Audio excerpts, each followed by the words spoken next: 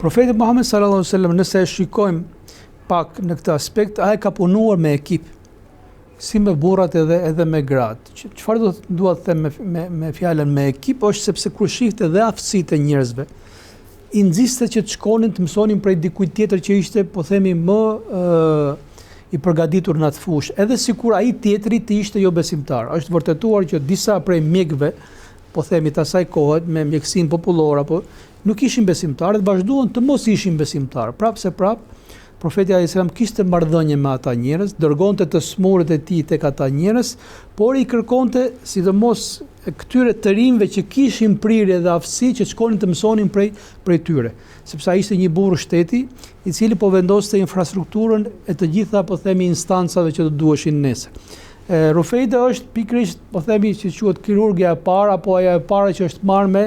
si mjekëse, do thënë, edhe pse mjekësia asaj kohe përgjithësi tregoi në kohën e luftës kur kishte nevojë për plagët, për trajtimin e plagëve të plagosurve, nevojat kryesore, po themi ndihma, emergjenca e parë, ndihma e shpejtë, por ajo kishte aftësi dhe më shumë se sa kaq, dhe Profeti alayhis salam edhe ato e këshillon, por dhe mëson se ku duhet të shkojë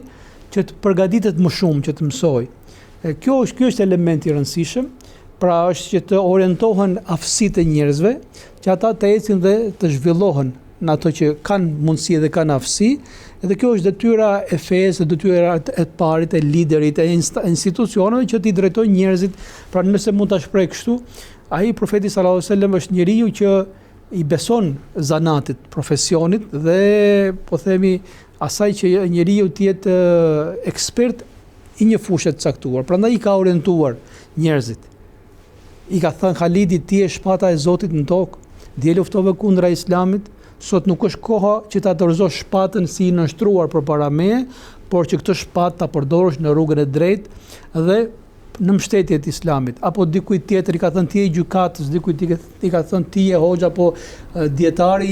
i këtij ummeti. Po shikosh si që ka ta kultivojë dhe ta vendosë në shërbim të mirës. I ka shpërndar, është shumë interesante, ato quhen ndryshe medalet profetike që ja ka shpërndar, që ishin motivim për këta njerëz, që ata të thelloheshin dhe të avanconin në këtë fushë. Të tilla kanë qenë dhe këto gra, që vetë Profeti alayhis salam i ka nxitur